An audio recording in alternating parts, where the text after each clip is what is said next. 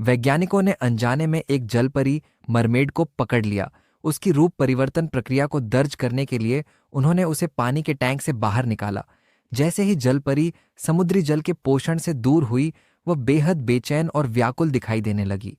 फिर उसकी पीठ के पंख शरीर के अंदर सिमटने लगे और पूरे शरीर की मछली जैसी शल्क स्केल्स तेजी से झड़ने लगीं। उसका सिर धीरे धीरे अधिक मानवीय रूप लेने लगा। लेकिन अगले ही पल जलपरी ने दर्द से भरी चीख निकाली। उसकी लंबी मछली जैसी पूंछ फटकर दो पैरों में बदलने लगी। कुछ ही देर में वह पूरी तरह एक सुंदर युवती में परिवर्तित हो गई। ये अविश्वसनीय दृश्य देखकर वैज्ञानिक हैरान रह गए। जलपरी की शक्तिशाली उपचार हीलिंग क्षमता प्राप्त करने के लिए वैज्ञानिकों ने एक साहसिक और नैतिक रूप से संदिग्ध निर्णय लिया। उन्होंने मानव और जलपरी के जीन को मिलाने का प्रयास किया। इसके बाद जलपरी गर्भवती हो गई।